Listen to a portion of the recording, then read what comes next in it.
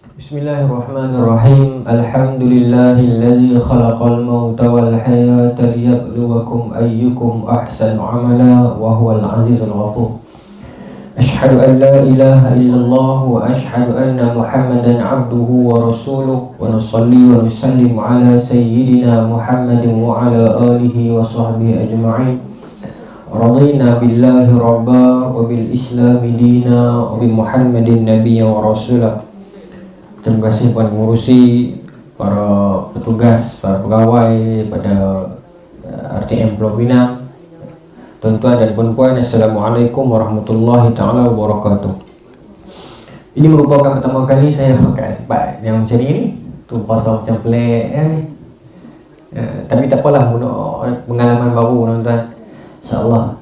Pada hari ini, bila saya diberi satu amanah untuk menceritakan kepada tuan-tuan mengenai warisan kemerdekaan, sebuah satu topik yang besar, satu perbincangan yang cukup melebar, satu usaha yang panjang, satu rentetan sejarah yang kalau boleh saya nak rangkumkan pada hari ini dalam tempoh sejam ke sejam lebih, sejam setengah lebih kurang ni. Bagaimana sebuah proses yang panjang kemerdekaan itu. Tapi dia tak jadilah kuliah sejarah, tapi kita nak ceritakan bagaimana perspektif Islam di dalam mengungkapkan makna sejarah, di dalam mengungkapkan makna kemerdekaan, dan juga saya nak relatekan dengan kejayaan keilmuan Islam kita di dalam memaknai kemerdekaan itu terhadap tamadun manusiawi, dan juga nak tarik hakikat kebenaran itu dalam suasana setting tanah Melayu dan Malaysia lah, bila kita nak rangkumkan kemerdekaan tahun 57 dan juga sambutan Hari Malaysia tahun 1963 insya-Allah. Itu saya punya orang kata apa, premis awal yang akan saya bawakan sepanjang perbincangan kita yang mungkin sejam ke sejam lebih ni insya-Allah. Muslimin muslimat yang dirahmati Allah, bila menyebutkan tentang kemerdekaan ini ataupun pembentukan sesebuah ketamadunan bangsa ini, Islam dia ada jawapan kepada tiap satu sudut ruang yang dibentangkan terhadap kehidupan dunia ni. Islam mengajar kita sebesar-besar benda, setinggi-tinggi hakikat kehidupan, hatta sampai tahap kesudahan kehidupan seseorang itu di syurga, neraka dan sebagainya, sampailah ke serendah-rendah tempat, serendah-rendah perbincangan, sekecil-kecil perbincangan, adab nak masuk bilik ayak dan sebagainya. Ini sebuah agama yang dia mengiringi penganutnya ini dengan setiap satu aturan agar kehidupan kita ini ada panduan dan ada terjawab sebarang persoalan yang timbul.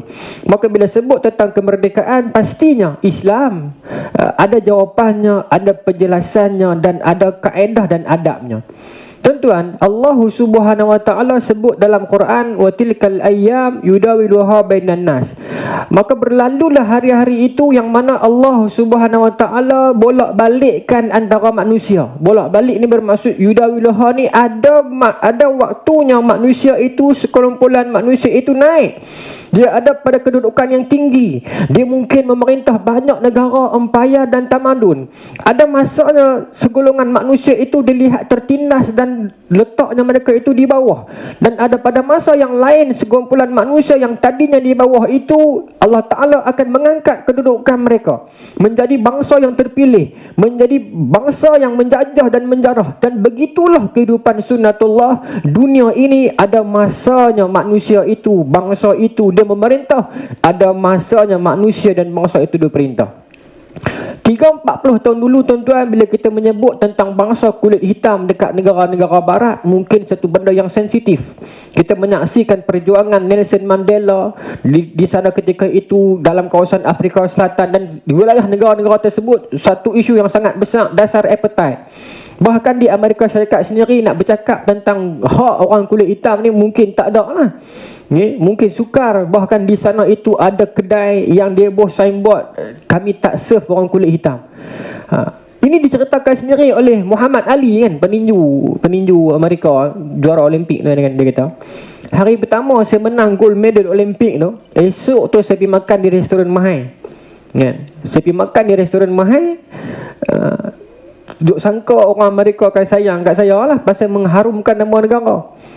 Bila masuk dalam restoran tu, pelayan restoran tu kata kat dia, sorry, we don't serve orang kulit hitam kat sini. Itu hari pertama selepas dia menang tu. Tapi lama kelamaan perjuangan golongan ini, perjuangan mereka ini, akhirnya kita dapat melihat di Amerika Syarikat ada presiden yang mewakili golongan tersebut. Begitulah Allah Subhanahu Wa Taala menaik dan menurunkan bangsa dan manusia. Dahulunya golongan hamba yang menjadi pembantu dekat kerajaan Abbasiyah, yang akhirnya golongan ini disebut sebagai Mamluk. Mereka inilah yang menyekat kekuasaan Mongol daripada menjajah dunia. Inilah Allah Subhanahu Wa Taala tunjukkan kepada kita bagaimana Allah mengangkat dan menurunkan sesebuah manusia, sesuatu bangsa. Dalam kehidupan kita seharian pun ada masanya kita diuji. Kita berada pada kedudukan yang bawah. Mungkin kita tidak ada pangkat yang tinggi. Mungkin kita ini pekerja biasa sahaja. Tetapi percayalah, simpang dan kona mana pun yang Allah Ta'ala aturkan kita untuk lalu, ada jawapan di penghujung kehidupan kita itu. Tiap pengalaman yang Allah Ta'ala takdirkan untuk kita kutip, ujian yang Allah Ta'ala takdirkan untuk kita lalu dan hadapi, rupanya di sana ada benda, sesuatu yang Allah Ta'ala nak keluarkan kita. Al-Imam Syafi'i, tuan-tuan, ketika mana Imam Syafi'i belajar, mula-mula Imam Syafi'i ni dia lahir di Asqalan. Kemudian dia belajar dekat Mekah dengan Muslim bin Khalid Az-Zanji. Kemudian pergi ke Madinah guru dengan Imam Malik. Selesai daripada mengaji tu, Imam Syafi'i ni pergi bekerja di Yaman. Jadi orang kata gomen lah, pegawai kerajaan. Petugas dia, boleh dikatakan macam jabatan agama lah di Yaman masa tu. Masa di sana tu, tuan-tuan, zaman Umayyah, maka di Yaman ada kelompok Alawi, kelompok Syiah ni yang melancarkan gerakan untuk nak runtuhkan kerajaan. Masa tu, tuan-tuan, Imam Syafi'i tidak bersama mereka, tetapi dalam kalangan geng-geng kerja ofis dia ni, geng-geng kerajaan, pejabat-pejabat yang sama dengan dia ni, dengki dengan kemahiran dia, tak suka dengan dia pasal dia muda, tetapi dia lagi orang kata kelihatan menonjol berbanding orang lain. Maka dia telah difitnah. Dia telah difitnah menjadi salah seorang daripada kelompok Alawi tadi tu. Maka Imam Syafi'i diheret daripada Yaman ke Damsyik masa tu dengan rantai besi, all the way from Yaman to Damsyik, dengan rantai besi yang diikat di lututnya, di kakinya, di lehernya. Bayangkan imam yang besar begini diheret demikian sampailah ke istana di Damsyik. Maka bila disoal siasat, Imam Syafi'i menjelaskan perkara yang sebenar dan sebagainya. Akhirnya sultan ketika itu, khalifah ketika itu memaafkan ataupun letak Imam Syafi'i di bawah pemantauan satu orang lelaki lain, Muhammad bin Hasan Syaibani. Cerita ni panjang, tapi saya nak tengok bagaimana Allah Ta'ala uji. Rupanya ada jawapan. Muhammad bin Hasan Syaibani ni, tuan-tuan, dia anak murid kepada Imam Abu Hanifah. Masa tu mazhab rasmi dekat Umayyah di Damsyik. Maka Imam Syafi'i berguru dengan Muhammad bin Hasan Syaibani. Hasil daripada ujian yang Imam Syafi'i kena rantai, kena pukul apa semua tu, rupanya Allah Ta'ala nak takdirkan Imam Syafi'i agar bertemu dengan mazhab Hanafi, berguru dengan anak murid Imam Abu Hanifah. Dia pun tak dah jumpa lah, sebab Imam Abu Hanifah wafat 150, tarikh yang tahun yang sama Imam Syafi'i lahir. Tetapi Imam Syafi'i dapat mazhab Hanafi tu. Apa poin dia kat sini, tuan-tuan? Imam Syafi'i di dada beliau telah ada mazhab Maliki, dia anak murid Imam Malik. Hasil dengan ujian yang Allah Ta'ala takdirkan Imam Syafi'i dirantai, dibelenggu, di penjara itu, Tuhan nak takdirkan Imam Syafi'i berguru dengan anak murid Imam Hanafi, yang akhirnya Imam Syafi'i inilah satu-satunya ataupun satu orang wira yang menyatukan pemikiran Ru'i, pemikiran mazhab Hanafi dan pemikiran mazhab Maliki, yang menyatukan penduduk Islam masa tu. Sebab dalam era tu, tuan-tuan, dia jadi sedikit perbalahan, bukan perbalahan, perselisihan sikit. Satu kelompok di Hijaz mazhab hadis, mazhab Malik. Satu kelompok di luar Hijaz mazhab pemikiran, mazhab Hanafi. Tak berapa nak ngam, bergaduh tak adalah sampai teruk-teruk, tapi tak berapa nak ngam. Masing-masing rasa cara dia paling betul. Allah Ta'ala takdirkan ujian yang datang pada Imam Syafi'i ini menyebabkan dia menerima kedua-dua ilmu, yang akhirnya dialah yang menjadi penyelamat, mengintegrasikan antara dua mazhab besar ini dan mewujudkan mazhabnya yang mendamaikan antara puak yang berbalah. Maknanya apa? Ujian yang datang kepada Imam Syafi'i, ujian yang datang kepada kita pun tuan-tuan, bila mana Tuhan takdirkan kita dipindah ke sana sini ke, diuji di itu dan ini ke, rupanya Allah Ta'ala sedang memberikan kepada kita ilmu dan pengalaman. Begitulah kalau kita nak nisbahkan dalam kehidupan kita pun. Bila menyebut tentang orang kata apa, perjuangan membentuk sebuah kemerdekaan ini, seperti mana yang saya sebut tadi, Al-Quran, Allah Ta'ala kata Allah Ta'ala menaik dan menurunkan sesuatu bangsa ikut pada zamannya, pada kadarnya. Tuan-tuan, Nabi Muhammad sallallahu alaihi wasallam disebut dalam hadis, kana Rasulullah sallallahu alaihi wasallam ahlamun nas. Ahlamun nas ini ulama berbeza pendapat. Satu bahagian kata ahlamun nas ini datang daripada perkataan halim yang bermaksud lembut, sopan santun. Nabi yang paling sopan santun antara manusia.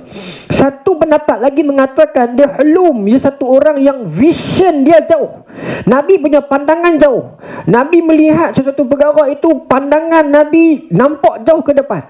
Sebab Nabi sebut dalam hadis, banyak Nabi sebut dalam hadis, Nabi katakan Allah Subhanahu wa ta'ala telah membentangkan kepada aku timur dan barat, fara'aitu masyariquha wa magharibaha, sehingga kan aku melihat hujung ke hujung bumi. Wa inna ummati sablughu mulkuha ma zuwiya li minha, dan sesungguhnya kekuasaan umat Islam ini akan meliputi timur dan barat bumi. Nabi sebut. Ketika Nabi sebut tu era awal ni, era Islam tengah dihalau, Islam tengah diboikot, Islam tidak dipedulikan, tetapi vision Nabi begitu besar. Siapa boleh melupakan sejarah ketika mana Nabi SAW berhijrah ke Madinah? Masa tu tuan-tuan, penduduk Mekah ketika itu antaranya Abu Jahal, Abu Lahab, Abu Sufyan ini telah buat satu surat tawaran gantung dekat Mekah. Siap Muhammad dan Abu Bakar telah pergi ke Madinah, on the way nak pergi ke Yathrib. Sesiapa yang dapat tangkap Muhammad dead or alive, kami akan hadiahkan 100 ekor unta merah. Unta merah nak nisbah dengan dunia hari ni kira kereta mahal lah, Bugatti Veyron ke apa lah, kancil tak padan lah, kereta mahal. Maka masa tu tuan-tuan, ada satu orang lelaki ni, nama dia Suraqah bin Malik. Suraqah bin Malik ni tuan-tuan nak terjemah dengan dunia hari ni, nak faham, dia lagu Lone Ranger lah. Dia jenis buat kerja seorang, dia pergi buat settle seorang, dia belah, dia tak ada pergi ramai-ramai, pergi buat ramai ruki-ruki, tak ada. Dia jenis, dia start motor, dia pergi seorang lah. Dia tengok satu surat tawaran tu, dengan tawaran kata siapa dapat tangkap Muhammad dapat 100 ekor unta, maka dia start motor, dia pergi terus. Dia unta lah, kuda dia lah, dia pergi. Tuan-tuan, dia pergi cari. Cekap yang Suraqah bin Malik ni, dia pergi cari, dapat ke dia? Dia cari celah mana je tuan-tuan, sedangkan Nabi dah plan dah dengan Sayyidina Abu Bakar, dengan pertolongan Abdullah bin Quraiqid, Amir bin Furaihah, plan cantik dah. Tetapi cekapnya Suraqah bin Malik ni, dia cari jumpa seorang-seorang dia. Dapat tengok Rasulullah ni, tarik dah nak panah dah Nabi. Allah Ta'ala takdirkan terjerumuh, kuda dah jatuh ke dalam tanah, tak boleh bangun, tersekat dia. Nabi kali usyar tengok, siapa ni kan? Maka dia kata, ya Muhammad, tolong doa kat Tuhan engkau, aku tersekat dalam, tak boleh keluar ni. Nabi ni punya baik, Nabi doa. Bila Nabi doa tuan-tuan, boleh bangkit dia keluar. Gabuh seluar ni, lega dah lah. Nak naik kuda, nak balik lah, malu. Maka dia pun pusing nak balik. Nabi pun teruskan perjalanan. Masa 2-3 langkah awal tu dia fikir, 100 ekor unta ni, setengah orang sebut 1000. Nak bagi tahu kata banyak lah. Banyak ekor unta aku dapat ni. Kalau aku panah dia bukan perasan. Dia pun kalih pula, nak panah pula Rasulullah. Nak panah pula, dia sambil dia pecut nak pergi panah tu, jatuh pula, terjerumuh pula, tersekat lagi kaki dia dan kuda dia. Lebih kalih lagi, tarik kaki nak keluar tak boleh kan? Tarik kaki nak keluar tak boleh. Maka dia minta lagi, ya Muhammad, tolong doakan untuk Tuhanmu, doakan agar aku dapat keluar daripada tanah ni tersekat. Maka Nabi baik, Nabi doa. Sayyidina Abu Bakar dah geram dah. Abu Bakar kata, doa bapa dia ni Rasulullah, jangan ambil kat dia kan. Nabi baik, Nabi doa. Bila doa tuan-tuan, keluar dah daripada tanah tu. Nabi teruskan perjalanan. Kali ketiga dia buat lagi pula. Dia kata tak bagus, 2 kali terjerumuh, kali ketiga tak jadi apa kot. Dia buat pula tuan-tuan, dia tarik pula nak panah Nabi pula. Terjerumuh lagi kali ni tuan-tuan. Nabi mai, Yuhai Muhammad, dia kata, kalau macam ni punya ujian, aku yakin engkau Nabi yang benar. tetapi belum masanya lagi untuk aku beriman kepadamu. Tapi aku yakin agama engkau benar. Tolong doakan aku. Dia merayu kat Nabi. Tuan-tuan tengok bagaimana Allah Ta'ala kalih manusia masa tu juga. Lelaki yang dengan niat dia keluar itu nak menjatuhkan Rasulullah, dengan harapan Nabi akan tertewas di tangan dia, Tuhan kalih masa tu tuan-tuan. Dia pula yang merayu dekat Nabi. Teriak dia, wahai Muhammad, dia kata, kaki lekat dalam tanah, dia kata, aku tak boleh buat apa, kuda pun terlekat. Kalau aku balik sekejap lagi, orang-orang Mekah mesti akan kata, pasal apa aku dapat jumpa Muhammad, aku tak buat apa-apa, aku biarkan dia hidup, aku kena bunuh pula dengan orang Mekah lagi. Apa aku nak buat ni? Susah hati dah. Maka wahai Muhammad, boleh tak tolong rahsiakan benda ni, jangan habaq kat orang. Minta merayu pula kat Rasulullah. Kemudian minta dekat Nabi, tolonglah doakan agar aku keluar daripada benda ni, tanah ni. Nabi pun doa dia keluar. Dia teriak tuan-tuan. Maka dia kata, wahai Muhammad, kalau macam ni punya kehebatan, kebenaran agama ini, wahai Muhammad, aku yakin nanti agama ini akan menelebar ke seluruh dunia Muhammad. Dan masa itu engkau akan jadi pemimpin yang begitu hebat, dan semua orang akan mengenalimu wahai Muhammad. Masa tu kalau aku datang kepada kamu, adakah engkau akan mengenali aku lagi wahai Muhammad? Nabi kata, insyaAllah kenal. Siapa tak kenal 3 kali hantaran nak dah aku kan.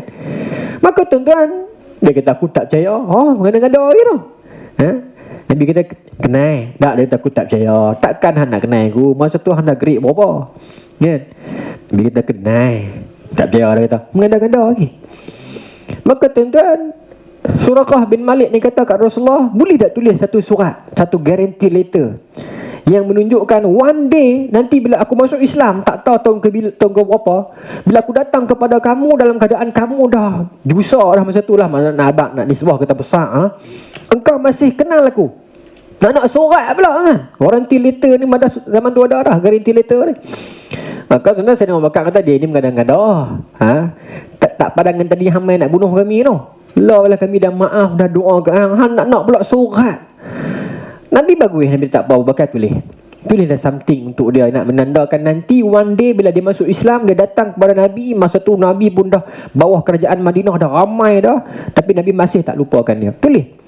Maka tuan-tuan, masa Nabi nak serahkan surat itu kepada dia, tengok lengan dia, Nabi kata, wahai Suraqah, lengan kamu ini kalau pakai gelang Raja Parsi cantik, Nabi kata, masuk dengan tangan kamu. Suit with your hand, masuk dengan tangan kamu, Nabi kata. Dia tak kata apa lah. Kok dia kata hati tak tahu kan, gelang Raja Parsi apa, bawa kuligan. Tapi tuan-tuan, itu yang kata ahlamun nas, vision Nabi jauh. Dalam keadaan Nabi dikejar penduduk Mekah, masa tu Nabi sedang bercakap tentang gelang Raja Parsi. Kerajaan Parsi tuan-tuan masa tu dah 3000 tahun mendahului negara Islam. Negara Islam tak ada lagi masa tu. Tapi Nabi kata one day nanti Islam akan tumpaskan Parsi. Gelang Raja Parsi itu akan berada di pergelangan tangan kamu wahai Suraqah. Dia dengar lagu tu, dia kata macam tak ada apa.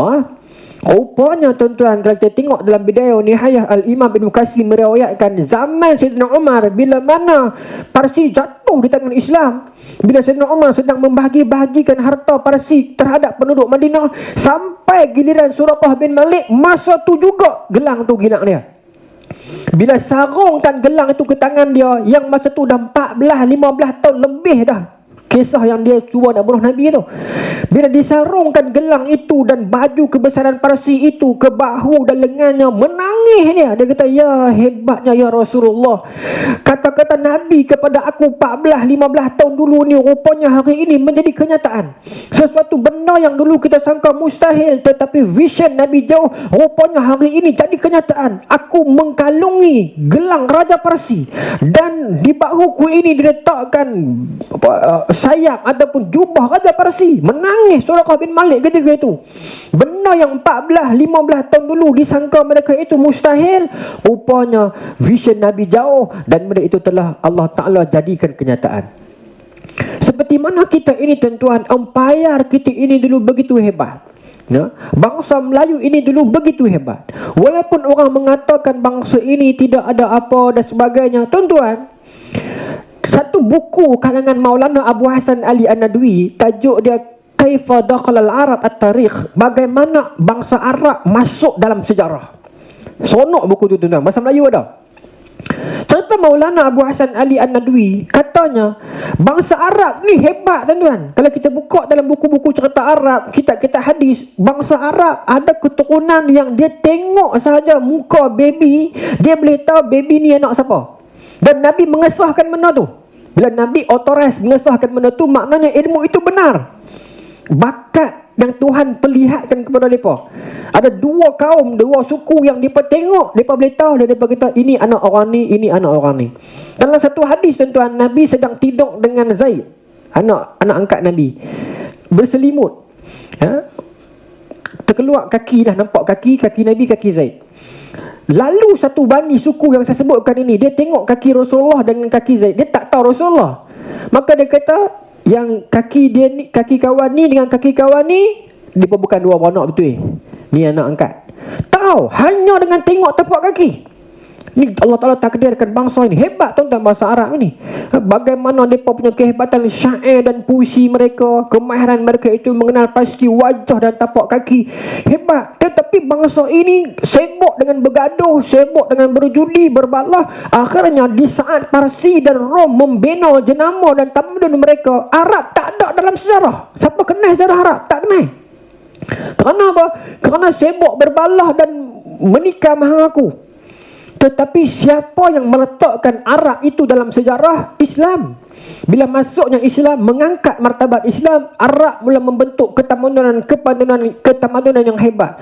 Umayyahnya, Abbasiyahnya, dengan keadaan yang macam Samanid, Sasanid, Tuluni, Aghlabi, Utsmaniyah, hebat Andalus, kehebatan kerajaan-kerajaan Islam masa itu meletakkan nama mereka dalam sejarah. Datang ulama, datang ahli ilmu daripada barat, datang ahli ilmu daripada India yang menumpang kesarjanaan umat Islam. Tuan-tuan, dulu pakar number ni daripada India. Geng-geng tahu number ni banyakkan main daripada tamadun Indus. Tetapi mereka ada satu masalah, nak ukur number ni dia terbatas. Nak ukur sesuatu number terbatas. Dia boleh pergi 1 sampai 9 lagu tu ya. 1 sampai 9. Lebih pada tu dia takti nak fikir dah. Kalau kurang daripada 1 tak boleh fikir dah. Islam datang hanya dengan meletakkan sifir, meletakkan kosong, maka berkembanglah dunia titik perpuluhan. Decimal point Islam tetapkan. Pakat huruf kosong hanya tertabak ni dia sentimental. Bagaimana ulama dulu hanya dengan meletakkan kosong, mereka telah menempatkan nama mereka dalam sejarah. Kita hari ni tak berapa banyak, tapi nama kita di mana? Kehebatan berkat ulama dulu itu hanya dengan satu kosong diletakkan dalam ilmu matematik. Sampai hari ini satu dunia menumpangnya. Wujud titik perpuluhan, wujud perpecahan, wujud negatif negatif 1, negatif 2 hingga ke bawah. Ini yang Islam letakkan, yang Allah Ta'ala takdirkan tamadun ini berkembang dan hebat. No? Dan ulama-ulama di Andalus, pemikiran mereka itu membumi. Tuan-tuan, hari-hari kita guna screwdriver. Hari-hari muhung lah. Buat apa hari-hari guna screwdriver kan? Seminggu sekali kita guna kepik kuku kita. Tuan-tuan, idea fulcrum, kepik kuku, screwdriver itu yang datang ciptaan ulama-ulama era Andalus Islam, yang mana pemikiran mereka itu besar, tetapi penyelesaian mereka itu membumi. Kita mungkin sangka, alah, buat kepik kuku, kami nak reka robot. 10 tahun dah lah tak buat-buat. Tapi Islam, ulama ketika itu, pemikiran dia itu membumi. Masalah orang Islam kita ni nak mandi wajib, nanti ayat tak sampai. Lagu mana kalau kuku panjang? Macam mana nak selesaikan masalah ini? Kalau budak-budak kalau nak potong pakai pisau susah. Reka sistem fulcrum itu, maka akhirnya menjadikan kepik kuku. Bila buat binaan-binaan yang hebat, kalau paku dia licin, one day dia akan terlucut juga. Maka kita reka rintangan dekat paku itu menjadikan skru dan nut dan sebagainya. Ini rekaan ulama Islam dulu. Dalam era Andalus, dalam era Samanid, Sasanid, ini tamadun yang hebat. Saat lagi saya ada masa lagi, banyak lagi saya nak cerita pasal bagaimana undang-undang kemerdekaan yang diamalkan seluruh dunia ini, rupanya esen dia itu datang daripada Islam. Saya akan pergi yang tu sekejap lagi. Ni saya nak pergi kepada teknologi itu, bagaimana Islam meletakkan nama mereka dalam sejarah. Inilah bagaimana Allah Subhanahu Wa Taala mengangkat bangsa ini, memuliakan bangsa ini dengan Islam. Kalau kita mengaji world history, perkataan untuk orang Turki dirujuk sebagai Turkimen. Tetapi sebenarnya tuan-tuan pun tahu, Turkmen bukan, orang Turki tak dirujuk sebagai Turkmen, tetapi Turks. Betul ya? Turks. Macam orang Melayu kita panggil Malays. Tetapi dalam teks sejarah kuno, bukan kuno, teks sejarah klasik disebutkan Turkmen. Ini disebut oleh Profesor Dr. Ataullah Kopansky, lecturer di UIA. Dia kata, how come teks sejarah lama dia tak sebut Turks, dia sebut Turkmen. Orang-orang bahasa, orang-orang linguistik, dia kata ini kerana perubahan, perkembangan bahasa. Bukan. Menurut ahli sejarah, Turkmen itu adalah Turks, lelaki Turki with iman, dengan iman. Ketamadunan, kehebatan Umayyah, Utsmaniyah itu adalah lelaki Turki yang beriman. A Turks without iman is nothing. Orang Turki tanpa iman hanya sekadar orang kasar biasa. Tetapi bila iman dan Islam telah datang ke dalam hati dan jiwa mereka, membuka jiwa-jiwa mereka, yang akhirnya mereka menempa nama dan meletakkan empire mereka dalam peta dan memerintah 2/3 dunia. Islam telah datang dan membuka jalannya. Islam tidak datang untuk menutup, tuan-tuan. Islam datang membuka dan mengiringi. Ada setengah orang kata, saya ni bukan tak mau hijrah, Ustaz. Saya bukan tak mau bertobat jadi baik, tapi saat lagi saya ni jenis merapu. Saat lagi berhijrah saya nak kena jadi serius, tak boleh melawak dengan orang. Siapa kata? Nah, Islam dia bukan datang untuk mengubah watak. Kalau kita itu satu orang lelaki, perempuan yang jenis orang yang suka humor, suka buat lawak, bila kita hijrah jadi baik, jadi orang soleh, jadi orang masjid, kalau kita ni jenis kaki lawak, melawak lah, tak ada masalah. Sahabat Nabi ada seorang sahabat nama Nu'man yang suka melawak dan Nabi meraihkan lawak dia tu. Ya? Ada sahabat di Yathrib yang suka berhibur, menyanyi. Nabi meraihkan nyanyian mereka itu. Yang suka bergurau, Nabi tak pernah menghalang dan cuba mengubah watak mana-mana sahabat, melainkan cuma datang untuk mengiringi. Begitulah kemerdekaan pun. Kemerdekaan ini datang bukan untuk mengubah segala-galanya. Islam datang dalam konteks kemerdekaan ini bukan untuk menyekat dan menyempitkan ruang kemerdekaan, ya? Tetapi mengiringi perjalanan kemerdekaan itu. Tuan-tuan, bagaimana tadi saya sebut Islam datang ke Arab, memasukkan Arab dalam sejarah. Islam masuk ke Turki, mengangkat Turki memerintah dunia dan membentuk empayar yang besar. Bila Islam masuk ke empayar Melayu ini, baru nak masuk ke kita ni. Bagaimana sebuah bangsa, bila saya sebut tadi ada suku di Arab yang dia tengok tapak kaki dia boleh nampak ni anak siapa, anak siapa. Dia tengok muka dia boleh nampak ni anak siapa, anak siapa. Dan Nabi mengesahkan benda tu. Dalam hadis ada 5-6 hadis yang Nabi mengesahkan kata-kata suku ini betul. Tuan-tuan duk pergi mengurut. Ada dah sini mengurut. Mengurut yang orang tua lama ni, saya cerita ni kan. Dia kata tengok tapak tangan. Kata hang ni kecing kerak ni. Ni boleh tahu lah. Mana nak dapat ilmu tu kat tempat lain. Oi, orang tua jangan main kita suara tangan, dia tahu habis rahsia kita ni. Tengok tapak kaki dia kata, ni apa betul ada batu dia ni. Batu dekat empedu ke apa kecil besar ni. Tu dia Kita pula pergi check di KPJ, betul Bukan kata ada sihir, ada jin ke apa kau. Dia pun boleh baca ni. Orang-orang ni pusing kok mana ni, tuan-tuan. Contoh ni bukan contoh kita rekod ni, tuan-tuan pun tahu dah. Tuan-tuan pun pernah mengalami pengalaman tu. Saya kecil-kecil dulu, tuan-tuan, tengok tapak tangan ni, tak tahu kot siapa yang bayar-bayar saya. Tengok tapak tangan ni, kita kata apa? Siapa M miskin, siapa K kaya. Duk contoh puas cari siapa yang K ni, tak ada. Semua bukan miskin lah kau. Rupanya ada makna tertentu, tuan-tuan. Yang tengok tapak kaki boleh tahu. Itu belum cerita teknik urutan makcik tok-tok yang pakar urut wanita-wanita selepas bersalin dan sebagainya. Allah Ta'ala takdirkan cantik bangsa ini. Tuan-tuan, kehebatan yang ada pada bangsa ini menempa besi kerih. Mana ada bangsa, ni bukan nak cerita bangsa sangat, nak cerita agama lah. Mereka boleh buat lok besi kerih itu, dia margin dia balancing dia elok.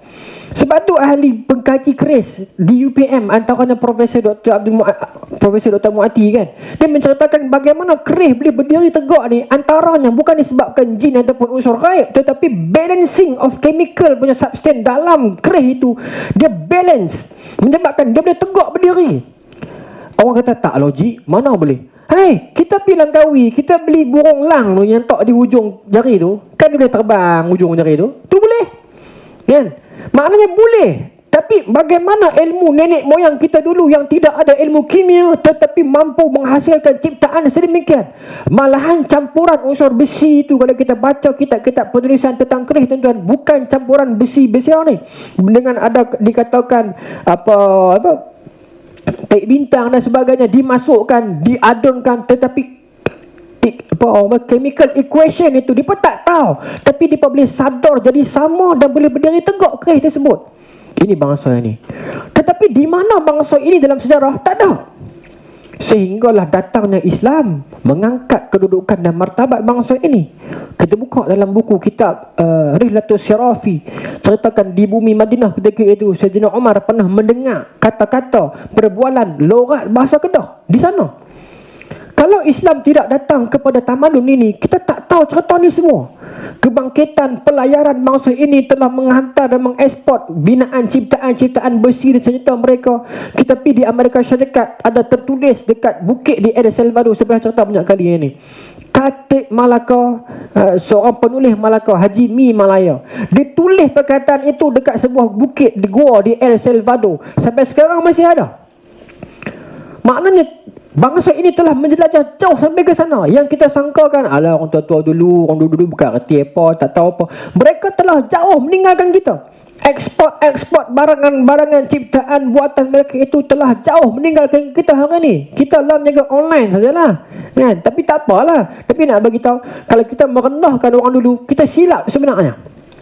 Mereka lebih jauh meninggalkan kita.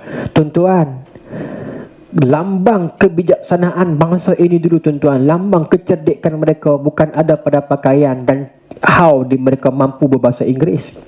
Sekarang nak ukok pandai, orang ukok dengan dia ni bercakap BI dah. Tak boleh cakap BI tak pandai mana. Orang ukok macam tu. Nak tak nak kita terpaksa mengaku dia membentuk jiwa yang macam tu. Tak tahu sebab apa tak? Kadang-kadang kan bila kita pergi mana-mana tempat reception, mana-mana menyombong dengan kita nak kata balik kat dia, nak habaq kita pandai, terus kita speaking. Dia jadi automatik, tak kata kat orang lah, kata kat diri sendiri ni. Kadang-kadang masa kita nak rasa macam seolah-olah bahasa itu melambangkan kepandaian, kita jadi malu nak guna bahasa kita. Sedangkan lambang kepandaian pada bangsa ini dulu adalah apa? Dengan pantunnya. How mereka dalam dua kata BI disebut how. Bagaimana mereka bercakap, berkomunikasi sesama mereka itu menggunakan laras pantun dan syair. Tuan-tuan buka gambar ragam P.Ramlee ketika mana Mahmud Jun dengan P.Ramlee bertengkar tu, cakap di bahasa Wujung tu sedap dia. Sama belakang tu penyusunan itu. Tapi zaman dulu ni dia buat spontan. Nak pergi Minang, nak orang dengan pantun dan sebagainya. Nak parli, nak sindir orang, nak tegur orang dengan pantun dan seloka. Kelembutan bangsa ini, dia tak luahkan di mulut, tetapi ditunjukkan pada seni dan pemakaiannya. Anak terona pergi kampung orang, nak nikah, kenal nak orang, dia tak tulis di Facebook kan. Tambah lah nak Minang, dia buat live terus. Tapi dulu tuan-tuan, dia sekadar pakai sampin dia itu diangkat atas daripada lutut, telah menandakan dia bujang. Dan kepala sampin itu daripada tepi yang macam P.Ramlee buat gambar madu tiga tu, dibawa ke depan, menandakan dia bujang dan sedang mencari orang. Jadi bila dia sampai rumah, pak dalam rumah tu tengok, oh kawan ni dia duk cari anak dara, maka dia akan katakan, oh rumah saya ada bunga kan. Kita jangan duk lurus sangat, bunga apa, tak ada lah anak dara lah tu. Tapi dia tak perlu minta, pakcik saya kenalkan, pakcik kenal lama dah, pakcik cinta dah tingkatan 3. Tak, dia buat lagu tu sudah orang faham dah. Dan kalau dia kalih di tepi, bermaksud dia bujang dan dia tak mau cari lagi, nak mengaji dulu. Kalau dia dah nikah dah, labuh pada lutut sampingnya itu. Tapi ustaz, kalau dia nikah dah, dia nak nikah seorang lagi, tak tahulah, mungkin dia labuh, dia tak tengah. Saya tak tahulah kan, saya tak baca, tak jumpa. Lagu tu lah kot kan. Tuan-tuan, kelembutan mereka itu, lambang keris, kemudian tengkolok, tanjak dan sebagainya. Tanjak ni pun tuan-tuan, saya bukan, bila saya cerita ni saya takut jadi sensitif, tapi saya rasa tak kot. Kadang-kadang kita berbangga dengan how orang-orang luar bekas penjajah kita ini menetapkan sesuatu peraturan. Macam pangkat, ada grade, ada macam 3 paku, 5 paku, ada wings, ada semua tu kan. Kita tahu hebat sistem ni. Sedangkan sistem itu kita dah pakai lama dah. Iaitu teknologi penciptaan tanjak kita ini. Kita yang kita tahu lah tanjak di butik pengantin tu lah. Nama apa tanda tu kita tak tahu. Beli dia siap bersang pakai buang kan. Dia ready made sarung Rupanya teknologi ini, tanjak, destar, semua ini dia memberi makna tertentu. Tuan-tuan kaji tuan-tuan, dia ada tanjak yang bernama Aceh tak balik. Hanya dipakai oleh orang Aceh yang datang berlindung ke tanah Melayu yang tak mau balik ke tempat dia. Dia pakai yang tu. Ada tanjak nama Mahkota Alam. Mahkota Alam ni yang boleh pakai adalah ulama dan pendekar yang level dia boleh menundukkan musuh-musuh dan menjatuhkan bunian-bunian ke jin yang mengganggu orang sekitar ke, dan ilmu agama dia tinggi. Mana dia mahkota kepada alam. Dia boleh pakai. Okay. Ada destar ataupun ada tungkolok yang disebut sebagai pancung tak bertanya. Pancung tak bertanya ni diberikan kepada pendekar ataupun ulama yang dia dapat satu surat daripada kerajaan, daripada sultan, dapat kelulusan daripada kerajaan. Dia boleh hukum orang yang buat salah di sudut undang-undang dan agama tanpa rujuk sultan dulu. Maknanya itu grant ataupun itu orang kata green light yang sultan bagi dekat dia. Kalau awak rasa salah di sudut agama dan adat, maka kalau dia layak dibunuh, bunuh. Tak perlu refer better. Siapa yang dapat kelulusan ini? Antaranya lelaki yang memakai tanjak pancung tak bertanya ini, antaranya yang paling terkenal Datuk Maharaja Lela. Itu yang membawa kepada keputusan dia untuk bunuh JWW Bush tu. Okay. Dia tak perlu tanya dah, pasal green light dia dapat. Sultan bagi awal lagi. Sebab tu gelaran dia Datuk Maharaja Lela pancung tak bertanya, atas gelaran daripada tanjak yang dia pakai itu. Ada tanjak yang bernama menyusur angin. Menyusur angin ini dalam tentera Melayu Islam dulu ni, bila berperang dengan kerajaan-kerajaan macam Siam dan sebagainya, kalau ada 1-2 orang yang jenis kepala masam, yang jenis orang kata apa, orang Penang kata rempang, dia layak dapat menyusur angin. Bermaksud kalau komander kata turun, undang, dia kata aku tak peduli, aku geram, dia pi juga seorang-seorang dia kedah pi. Ini menyusur angin. Lepas dia buat battle itu, dia balik, dia layak dikalungkan menyusur angin punya tengkolok. Sistem-sistem ni semua kita tak dapat, tak sampai ilmu ni kepada kita. Dan bila tak ada benda tu, sedangkan kita minat benda-benda yang macam tu, menyebabkan akhirnya kita end up dengan cerita-cerita luar. Kita mula meminati cerita Naruto. Naruto ni kau seorang tahu. Dragon Ball, pergi kutip bola-bola naga semua. Sedangkan nak kutip tengkolok satu-satu ni pun kita dah ada dah cerita tu dan sejarah dan fakta benda tu. Tetapi bila mana kemerdekaan yang kita kecap ini, sepatutnya kita bicarakan tentang warisan kita dulu. Sebaliknya kemerdekaan inilah yang menutup benda tu. Yang tu yang kita sedih. Ini yang Buya Hamka sebut dalam buku dia Kenang-kenanganku di Malaya. Dia kata apa? Telah berapa banyak kemerdekaan itu bila dia datang, dia menutupkan warisan-warisan dulu. Yang sepatutnya kita bicarakan balik perjuangan dahulu yang menyebabkan kemerdekaan. Sebaliknya bila datang kemerdekaan itu, tempat-tempat penjajah tadi cuma digantikan oleh pegawai yang baru yang mengulang perangai penjajah tadi. Allahu Akbar. Tapi berlaku tak sekarang? Berlaku tuan-tuan. Pemimpin-pemimpin yang merebutkan sengketa dan sebagainya, pergaduhan, pertelingkahan, dengki-mendengki, rasuah dan sebagainya berlaku. Seperti mana kata Buya Hamka, apa yang dibuat oleh penjajah dulu sekadar diulang oleh orang yang merdeka hari ini. Tempat-tempat, kursi dan pejabat yang ditinggalkan penjajah dahulu sekadar diduduki semula oleh generasi merdeka hari ini. Tak mengubah apa-apa. Sebab kemerdekaan itu, kata Buya Hamka, sekadar melunaskan perjuangan yang lama dan memulakan perjuangan yang baru. Sekarang kita bertanya kepada diri kita tuan-tuan, perjuangan apa yang sedang kita buat sekarang? Adakah perjuangan yang kita buat ini mampu membawa kepada pengekalan kemerdekaan itu, ataupun kita sedang membina keruntuhan? Siapa penyanyi yang putih yang masuk Islam? Cat Steven. Apa dia, nama Islam dia apa? Yusuf Islam. Saya tengok satu ceramah dia di YouTube lama dah. Dia kata bila mana saya datang ke negara-negara Asia Tenggara, negara Islam, dia kata negara Islam ni, dia kata di belah-belah Asia tu, saya rasa sedih, dia kata. Sebab saya melihat anak-anak muda negara merdeka Islam ini, dia terlalu mengagungkan negara saya punya hiburan. Dia kata terlalu, dia kata, sampai tahap Sedangkan empayar kehidupan di barat ini seolah-olah sebuah kapal yang besar yang sedang karam. Tunggu masa nak totally sink lah. Tunggu masa nak jatuh habis. Sedang karam. Dan saya melihat seolah-olah anak-anak muda Islam dekat tanah Melayu, Malaysia, Arab semua yang Islam ni sedang terjun masuk ke dalam kapal yang sedang karam itu, dia kata. Dia main daripada lembah kemasyuran. Tetapi dia pun pelik. Bagaimana negara Islam ini yang sudah merdeka boleh terlalu puja dan puji dan meminati dunia hiburan barat sampai tahap kami sedang tumbang, tuan-tuan. Tuan-tuan, saya cerita lagu ni tak jadi kuliah agama pula. Tapi saya nak abang kata, tuan-tuan bacalah cerita pasal Britney Spears. Kalau saya seorang kenal Miley Cyrus kan. Tu 3-4 orang tokoh-tokoh, bukanlah tokoh, tak boleh sebut tokoh, pelakon yang di lambang kemasyuran. Alah Tuhan, muda lelaki tu nama apa? Justin Bieber. Yang di ambang kemasyuran yang akhirnya dia binasa dengan dadah, binasa dengan sosial mereka yang tak bawa ke mana pun benda tu. Tetapi anak-anak kita terlalu memujai mereka, yang mereka itu kalau boleh mereka patah balik, mereka akan bertanya, kenapa main sini? Tak perlu main sini pun. Ini ruangan yang bahaya. Tetapi Nabi sebut dalam hadis dah, la tattabi'unna sunanal ladzina min qablikum shibran bi shibrin wa zira'an bi zira'in hatta la dakhulu fi jubrin tabbin la taba'tumuhum. Kita akan mengikut jejak langkah umat-umat terdahulu, sejengkal demi sejengkal, sehasta demi sehasta, sehingga akan ke lubang biawak pun kita akan mengikut mereka. Sahabat tanya, ya Rasulullah, hal Yahudi wan Nasara, adakah mereka itu Yahudi dan Nasrani? Qala faman, kata Nabi, siapa lagi kalau bukan mereka? Hari ini apa yang kita tidak ikut rencah dan panduan mereka?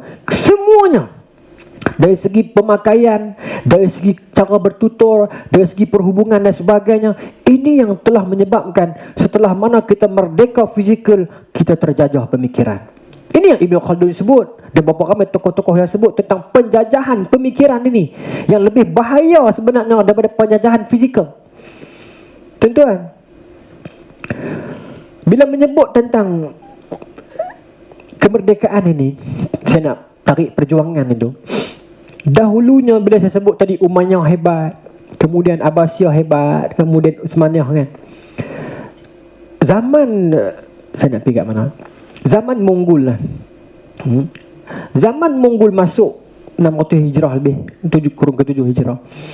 Masa Mongol keluar ke dunia, sebelum itu Mongol ini dia hebat, tetapi sebab dia berpecah belah, jadi nampak dia ketinggalan. Datang Genghis Khan menyatukan bangsa Mongol, maka mereka mula menjajah dunia. Tempat mana mereka sampai, tempat itu binasa. Itu Mongol, kehebatan yang mereka ada sebab hasil daripada kesusahan hidup mereka. Cerita Mongol ni panjang sebab mereka ini boleh tahu, bila mereka dengan meletakkan telinga di tanah, mereka boleh tahu berapa banyak kuda musuh yang sedang main, berapa banyak kekuatan, berapa banyak anggaran senjata yang dipikul mereka. Mereka boleh tahu hanya dengan meletakkan telinga di atas tanah. Kehebatan bangsa inilah. Tapi saya nak bagi tahu, bila mana Mongol masuk ke satu negara Islam, bila mereka masuk ke Syam, menghapuskan kerajaan pemerintahan Homs dan sebagainya, satu demi satu telah jatuh. Bila sampai nak masuk Baghdad kota yang terbina pada tahun 144 Hijrah, yang mana ketika Mongol masuk ni 656 plus minus, dah dekat 600 tahun lebih kota ini bertahan sebagai kota dunia, kota metropolitan yang satu dunia mai ambil ilmu dan pengajaran dan politik dan segalanya di sana. Bila Mongol mai, Hulagu Khan masa ni cucu dia hantar surat kat Khalifah Mu'tasim, beritahu, wahai Khalifah, aku nak pergi serang Baghdad. Sekarang sebelum orang Baghdad ramai mati, surrender lah dia dah. Tak nampak kau ni, Cina aku jatuhkan, Jepun, India, Eropah Barat, semua ranak di tangan bangsa Mongol aku. Sekarang Baghdad serah diri dah, rugi darah orang Baghdad. Tuan-tuan, Khalifah Mu'tasim jawab kepada Hulagu Khan, dia kata, awak budak kecil, awak tak faham permainan ini, dia kata. Kamu siapa untuk warning beta macam ni? Kamu tak tahu ke bulan, bintang, matahari, air yang mengalir di Baghdad ini semuanya atas perintah beta. Setiap satu-satu nyawa yang berada di Baghdad, yang berjalan dan melata ini, semua dengan izin beta. Kemas memang. Kamu budak kecil yang datang daripada tengah hutan, tak tahu apa-apa pasal dunia dan tamadun, datang nak tegur beta. Kamu siapa dia dah? Sekadar kamu jatuhkan India, China, itu semua negara rendah-rendah. Kami Baghdad, pemerintah dunia. Mai kena berani. Tuan-tuan, Mongol mai sungguh. Mongol mai tuan-tuan. Itu yang Allah Rahim lolok buat lagu tu. Di luar goyang, di dalam goncang, belum berperang. Mongol dah menang. Ya.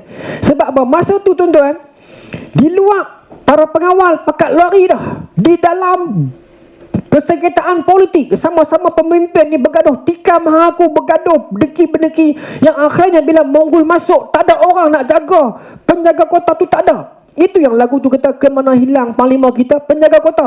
Kota dibiarkan terbuka.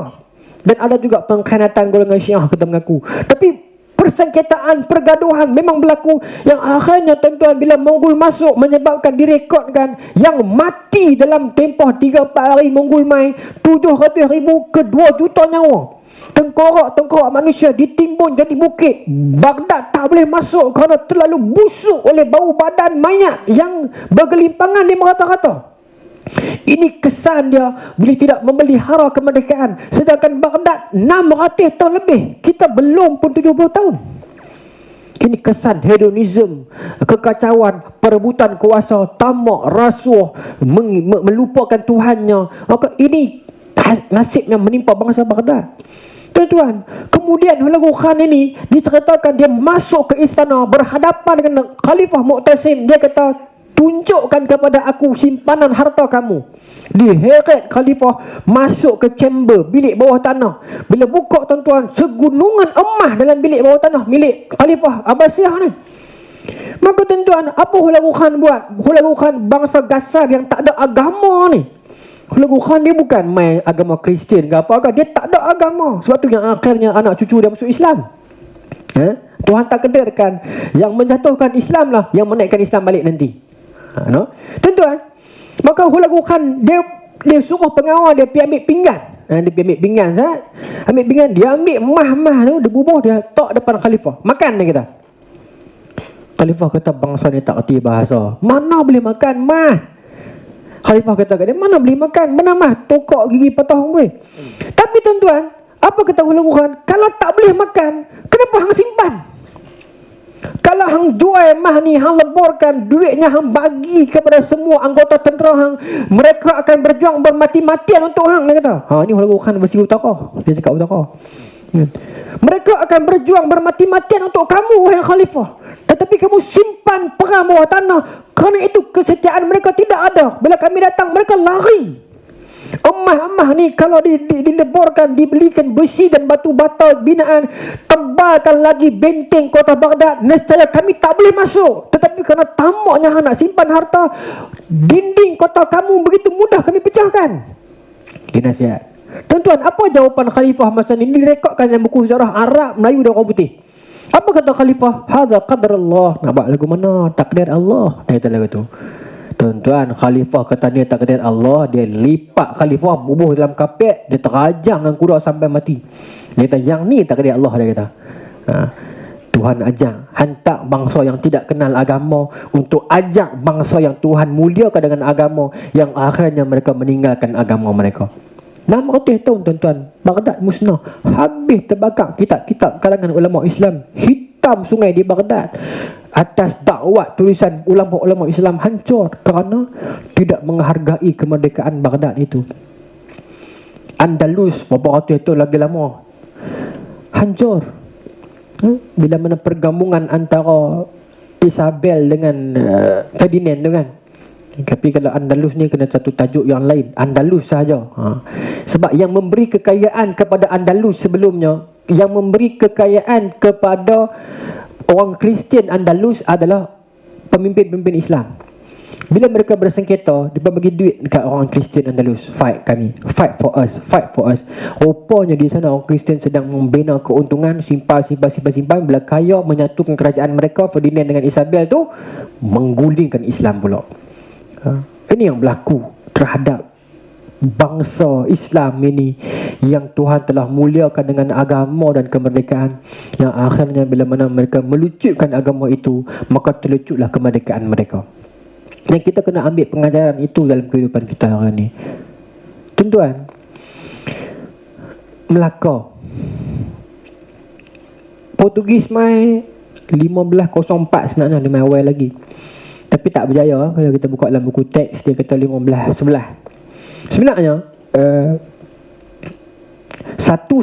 tuan-tuan bayangkan macam ni lah. Boleh tak saya nak buat macam ni? 1187 Masihi, Islam dapat Baitul Maqdis. Sultan Salahuddin Al-Ayyubi. Berapa? 1187 Islam dapat rebut Baitul Maqdis. 1453 Islam dapat apa? Islam dapat Konstantinopel, Sultan Muhammad Al-Fatih. Dua kota Kristian yang hebat Islam dapat kat Islam. Maka Kristian kata, we need to do something. Kita tak boleh biar sebab Islam makin kuat. Maka di plan itu yang 1492, cuba 40 tahun plus minus lepas mereka hilang Konstantinopel, mereka rebut Andalusia. 1492. Tuan-tuan tambah lagi 6 tahun, 1504 mereka sampai Melaka. Sebab Melaka berdiri sama tinggi dengan Andalusia era itu, tapi kita tidak mengenalinya. Sebab bila datang British, dia menghancurkan Malaya ini habis. Bukan British lah, British, Portugis, Jepun semualah. Saya buktikan British masuk India masih tersegam Taj Mahal. British masuk China masih ada tembok besar China. British, Portugis, Jepun masuk Malaya, apa yang tinggal sakit-baki Islam? Tidak ada, tuan-tuan. Clear. Apa yang digeruni kepada penghuni Nusantara Melayu ini yang menyebabkan bila datang penjajah mereka tarah sampai habis? Sedangkan bila mereka masuk Mesir masih tersegam piramid, mereka masuk ke India masih berdiri Taj Mahal, mereka masuk ke China masih kukuh tembok besar China. Mereka datang ke tanah Melayu, mereka tak tinggal satu batang tiang pun istana Melaka. Why? Karena mereka bimbang bangsa ini kenal jati diri dan warisan mereka akan tersemat cinta dan patriotik dalam diri mereka. Nescaya bangsa ini akan memerintah dunia dan menjadi sebuah negara yang hebat yang tak mampu digugat oleh negara lain. Dia kenal jati bangsa ini. Kerana itu nak bunuh bangsa ini bukan sekadar bunuh fizikalnya, bunuh jati dan sejarahnya, agar kecintaan itu hilang. Buktinya tuan-tuan buat eksperimen depan mata. Hari ini nak suruh pasang bendera dekat kereta pun susah. Patriotik itu tidak ada. Berbeza dengan sambutan kemerdekaan di Indonesia, mereka terlalu suka dan sambut kemerdekaan itu. Tuan-tuan tengok di internet bagaimana orang Indonesia menyambut kemerdekaan mereka. Kalau kerajaan tak buat peringkat negara, mereka buat peringkat kampung. Sambut macam sambut raya-raya. Nak sambut kemerdekaan. Kita hari ini cuma menyambut kemerdekaan dengan seronok cuti umum dan ada gambar Sarjan Hassan. Baguslah gambar tu, tapi nak abang itu sajalah. Bila ditanya tentang perjuangan jati leluhur kita dahulu yang ditinggalkan, legasi keilmuan Melayu dulu, boleh dikatakan 80% tak kenal.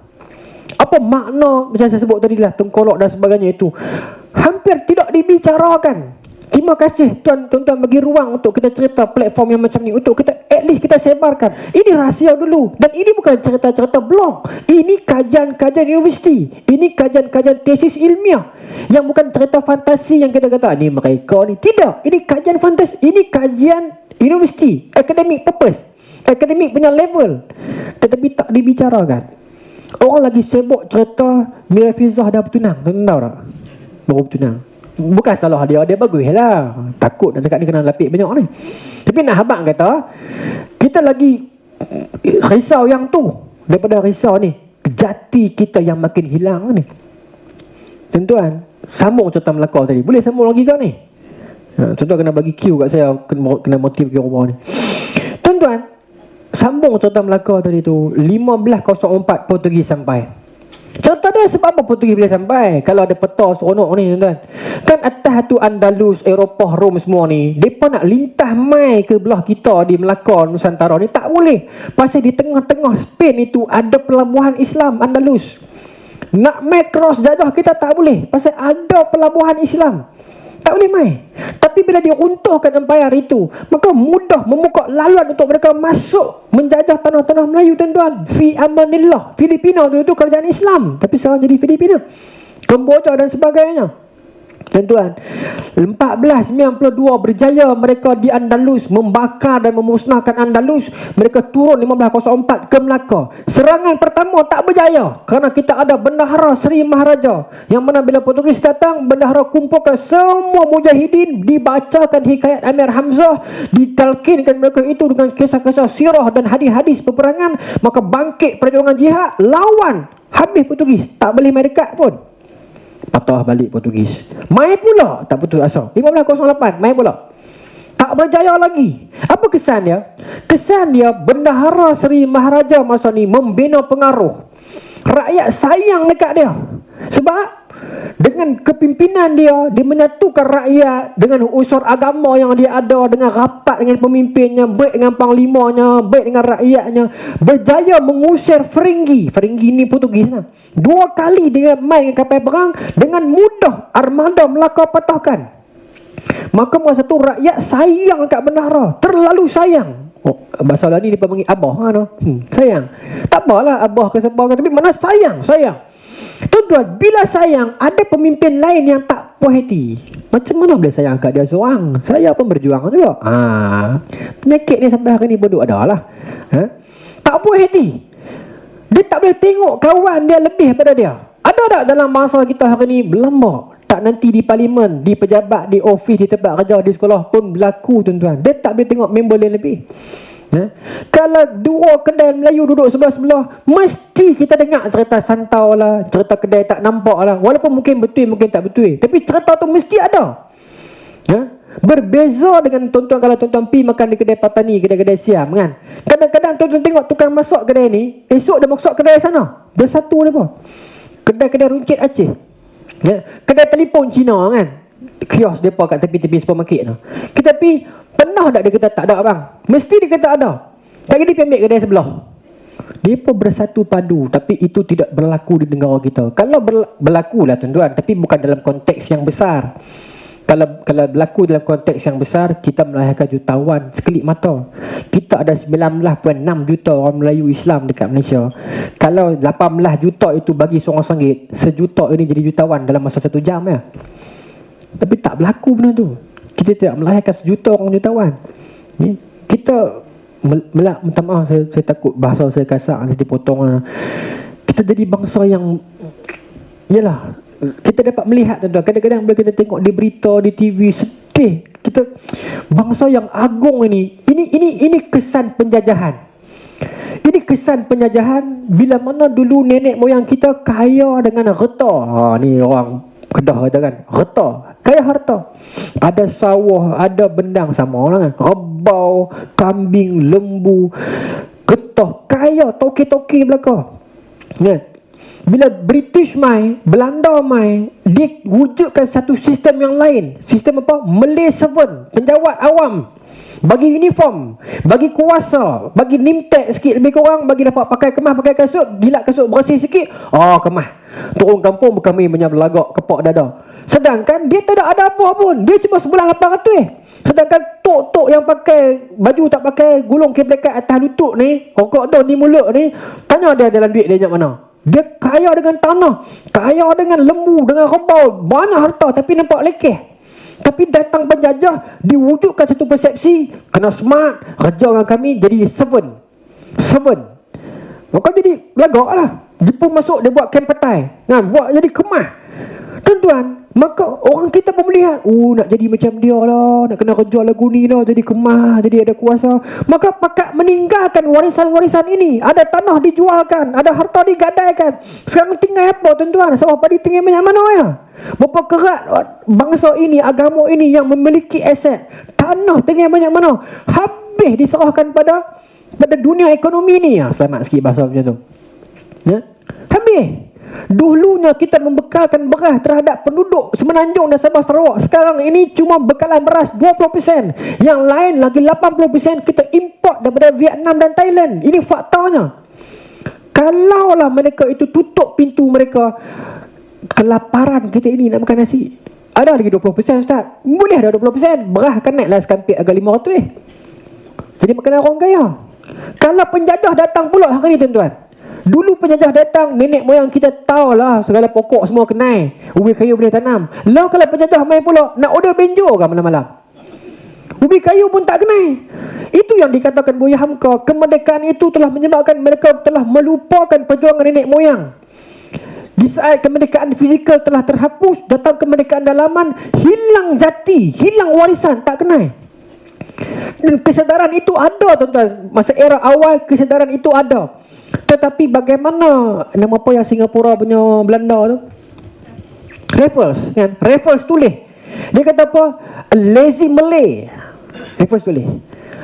Kata-kata Raffles ini merujuk kepada Malay who are lazy to serve with us. Melayu yang malah nak kerja kerajaan dengan Belanda, dengan British. Itu maksud malah tu. Siapa yang jawab benda ni? Syed Hussein Al-Attas dalam buku dia Mitos Peribumi Malas. Dia sebut, dia kata memang malah, tapi malah kerja dengan hampa. Sebab kami ada kereta, pak aku ada tanah, tok wan aku ada benang, tu ada lembu, pak makan ada rebau. Kami kaya, apa sebab nak kena kerja dengan hampa? Maka orang putih dia main sentimen tu, main, akhirnya berjaya tuan-tuan sentimen itu. Sekarang tak tinggal apa dah tuan-tuan kita. Adalah sikit-sikit baki tuan-tuan, tapi tuan-tuan nak kata balik lagi, lalu ke benang dan sawah. Telah berapa banyak yang ditambak. Ini pengisian kemerdekaan yang kita buat. Tuan-tuan, terlepas contoh Melaka tadi tu, patah balik. 1508 British, Portugis masuk, berjaya lagi dipatahkan. Maka ada menteri-menteri yang ada dengki terhadap bendahara. Dan bendahara ada buat slight mistake sikit lah masa ni. Bukan saya kata nah, ini disebut dalam kitab-kitab sejarah Melayu. Bendahara Seri Maharaja masa ni ada buat sedikit slight mistake. Apa kesilapan itu? Masa era itu bendahara terkenal, rakyat semua sayang, pengaruh sultan tenggelam sebab orang lagi nampak bendahara. Maka menteri-menteri mula dengki, tapi tak tahu nak buat apa. Sebab zaman tu tak ada Facebook, tak ada apa nak fitnah kan. Maka duk fikir macam mana nak buat. Maka bendahara tersilap sikit yang membuka ruang kepada musuh politiknya. Apa? Dalam sejarah Melayu sebut, masa itu Melaka nak besarkan jalan. Sebab nak buat macam something lah, pembinaan projek. Maka bila nak besarkan jalan itu, terpaksa mengganggu satu kedai.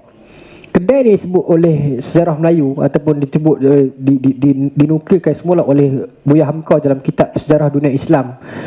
Dikatakan kedai itu milik satu orang lelaki yang nama dia Naina Suradewana. Saya tak tahulah kedai nasi kanak dengan barang kan. Mungkin lah tak tahu kan. Corner lot dengan barang. Tapi disebut dalam sejarah memang kerajaan Melaka nak besarkan jalan, menyebabkan akan ganggu kedai Naina ni.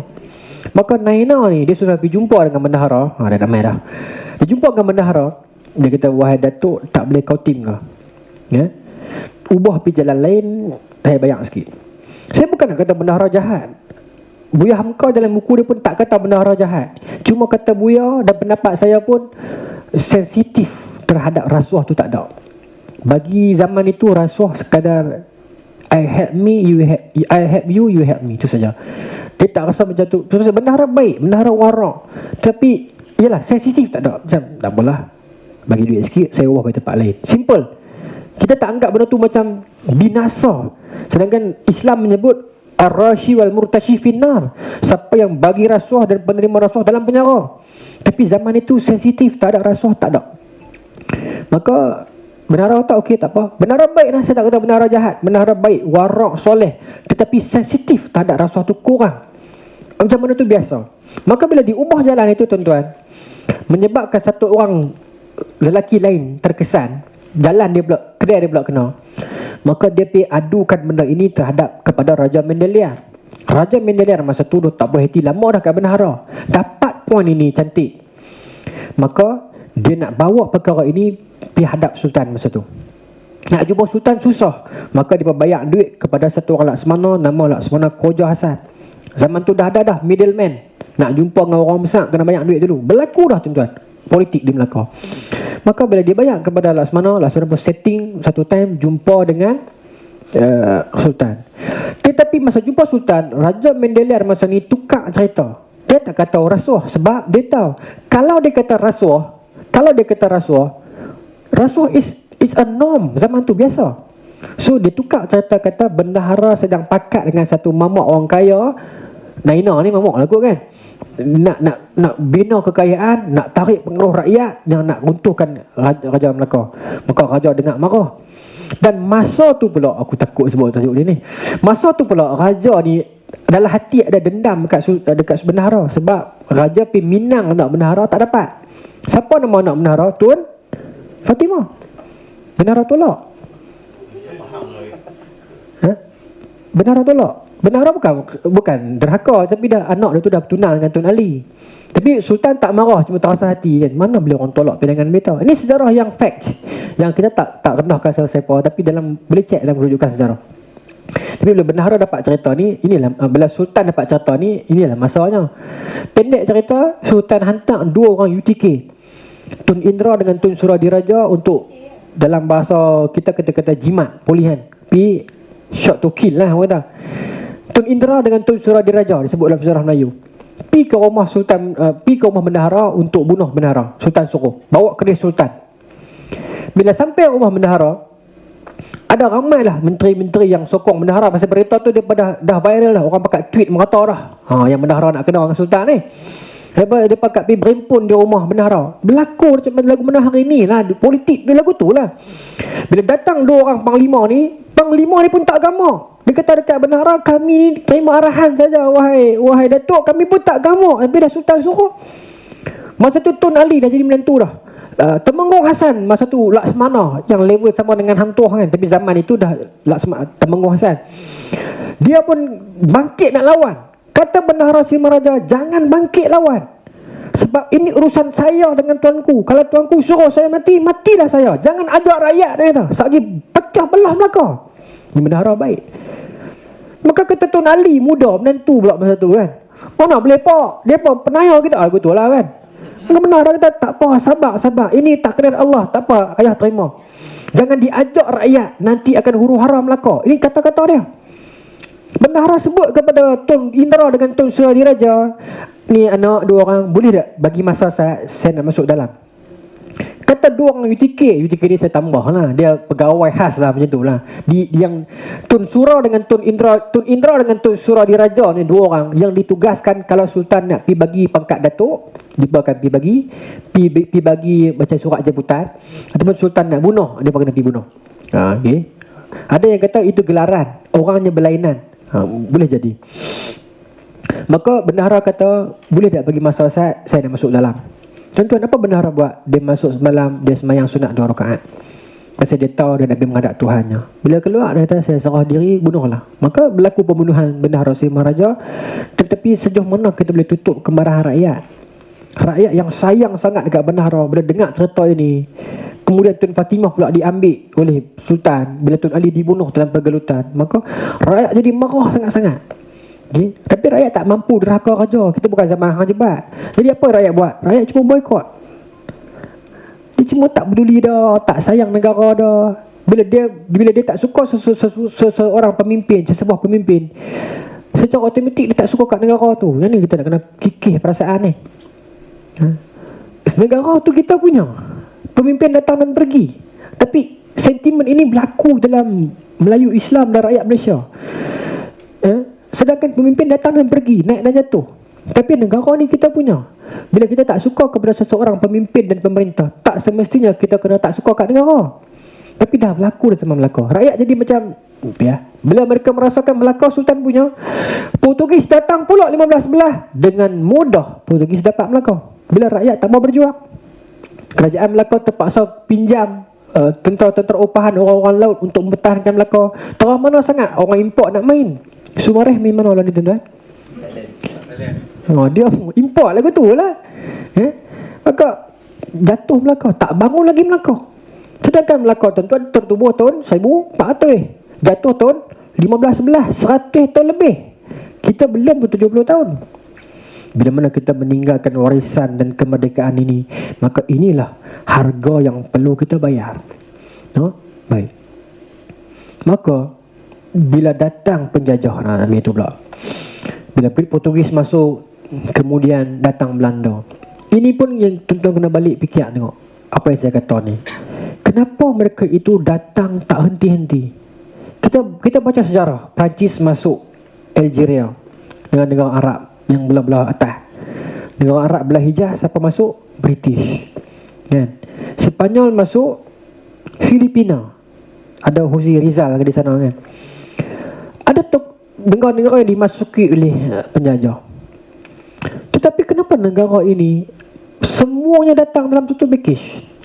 Portugis datang, belum sempat Portugis balik, Belanda telah tiba. Tak cukup dengan tiba, bertempur dengan Portugis, nak-nakkan kita, merebutkan Melaka, dapat Melaka ke tangan Belanda akhirnya. Belum sempat Belanda undur diri, belum sempat Belanda kenyang belahak dengan makan hasil bumi kita, datang pula British yang membina cerita dan drama, bertengkar, bergaduh British dan Belanda, yang akhirnya sampai tahap buat perjanjian pertukaran macam kita ni tak ada nilai.